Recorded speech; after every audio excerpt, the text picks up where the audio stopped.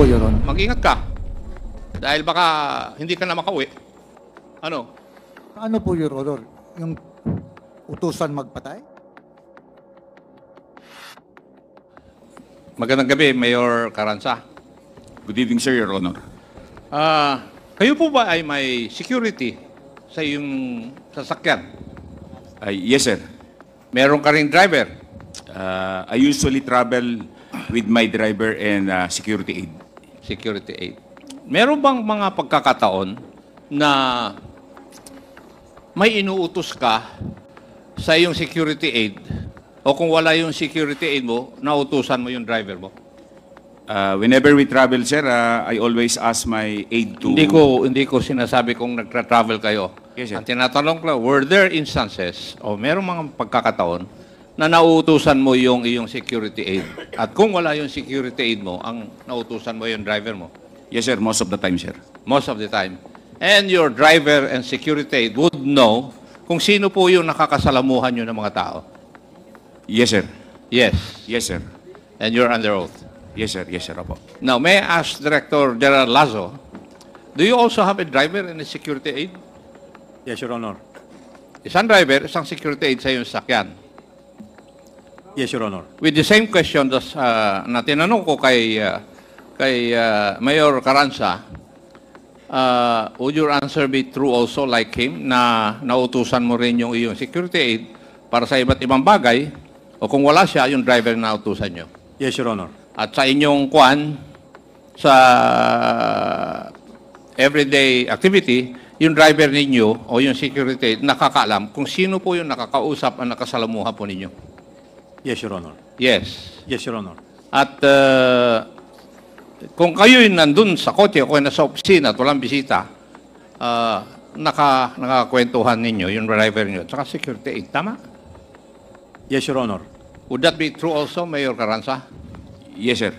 Now, Mr. Sunny Benaventura, narinig mo yung sagot ng Director General ng PDEA at saka Mayor ng Silang Cavite. Tapos sasabihin mo dito sa committee na ito na ikaw ay driver at security lamang at wala kang kaalam-alam. Matanong nga kita, nagsisinungaling ka? Sa ano po, Your Honor? Mag-ingat ka. Dahil baka hindi ka na makauwi. Ano? Ang ibig mo sabihin, driver security ka lang, hindi mo alam kung sino-sino yung mga nakakausap ng iyong boss? Wala pa ba naitanong sa akin, Your Honor? Ano po? Wala pa naitanong sa akin kung sino yung kausap ng boss ko. Hindi mo alam? Kasi ang sagot mo kanina sa mga katanungan ng aking mga kasama rito ay driver security ka lang and you do not bother o na malaman kung sino yung kausap ng iyong boss, anong ginagawa niya. Di po ba? Di ba yun ang sagot mo kanina sa kanilang mga katanungan? Ang kuha ko lang yun, ang sabi ko sa driver security ako, tapos hindi naman ako particular kung sino yung kausap ng boss ko, Your Honor. Hindi ko naman tinatanong na maging particular ka eh. Ang tinatanong ko, kagaya ng pagtanong ko kay Mayor Caranza at kay DJ Lasso, yung kanilang security aid o driver, nalalaman. Alam nila kung sino yung bumibisita kay Mayor, sinong kausap niya. Di ba? Yes, Tapos Your Honor. sasabihin mo sa amin dito na driver security ka lang? At wala kang pakialam doon sa kwan. Oh, come on. Huwag mo akong bulahin. Di ba? Kung nabula mo si Chairman Dan Fernandez, huwag mo akong bulahin. Di ba? Wala Sige, pa ba, iyo. wala pa man akong alam. Hindi Anong- ba sila nagsabi kung sino yung kausap ng dating Mayor Ang sinasabi mo o kasagutan mo, Mr. Benaventura, is hindi mo alam kung sino ang kinakausap ni Mayor. Hindi ako nagsabi niyan, Your Honor. Hindi, tinatanong nga kita eh. Kasi kung mali ka ng sagot, baka hindi ka nga makauwi mamaya. Mag-isip ka maigi. Parehas lang tayong pulis. Pero mas loko siguro ako kaysa sa iyo.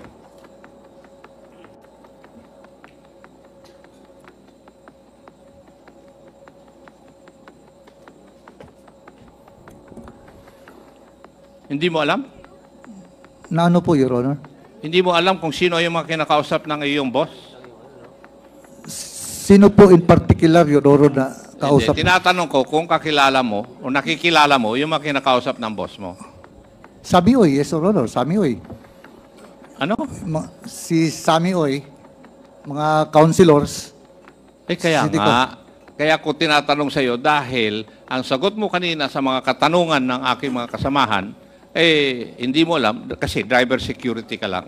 Pero kaya ko pinaupo si Mayor Carranza dyan dahil mayor din yan ng Silang Cavite, si Director Gerald Lasso kasi may mga driver din sila. At para sabihin ko sa iyo, at kung tatanungin ko sila, Mayor Carranza, siguro ikaw mas yung driver at saka security mo ang nakakaalam kung ano yung pag-uugali mo at ano yung pagmumura at pananalita mo. Tama? Yes, sir. Eh kasi ikaw palagi, sila ang palagi mong kasama. And I think the same is true with Director Gerald Lasso. Tapos ngayon, ikaw, ay iba. Yung bang ibig mo sabihin? Kaya ikaw, may nililihim ka. At kung susundan ko, yung sinasabi ni Chairman Fernandez na nabola mo, eh, hindi totoo yun. Nagsisinungaling ka, iho. Kasi pwedeng totoo na hindi ikaw ang kumakalabit ng gatilyo. Pero ikaw nauutusan ng boss mo na may mga ayusin. At ganun din naman ang nangyayari sa mga driver at security ni Mayor Ted Carranza at saka ni DG Lasso. Kasi meron din akong driver at saka security. Ang tinatanong ko sa iyo, yung karanasan namin, eh bakit naiiba ka? Your Honor, sa ano po, Your Honor? Yung utusan magpatay? Hindi ko sinasabi na to. Sinasabi ko, nauutusan ka sa iba't ibang bagay. Tama. Ayan, okay. Yes, Your Honor. Oh, ngayon, nagsasabi ka na nauutusan ka. Sa ano, Your Honor? Ha? Masyado ka defensive, iho. Eh, hindi ko alam kung naging investigador ka. Ako naging investigador kasi yun ang trabaho ko, iho. Eh. Sa iyo palang pananalita, alam ko nang may inililihim ka o may iniiwas. Kasi ang taong tinatanong, pag masyadong maiwas, may nililihim. Maswerte ka kasi pagod na kami eh. At saka mabait na si Congressman Paduano. Chairman, di pa ako tapos. Yun. Sige. So, ipinapakita ko lang sa iyo na ikaw, pwedeng hindi ikaw ang nautusan na pumatay o ano.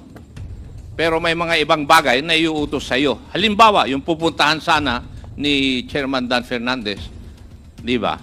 Kasi hindi lang naman si Mayor sa tingin ko nag-uutos sa iyo kuminsan. In the same manner na yung mga sekretarya ni Mayor Carranza at sekretarya ni DG Lasso kuminsan nag-uutos din sila sa mga driver nila. Di ba? Di ba totoo, Mayor Carranza, na nautusan ng sekretarya mo yung driver mo? Yes, sir. Oh.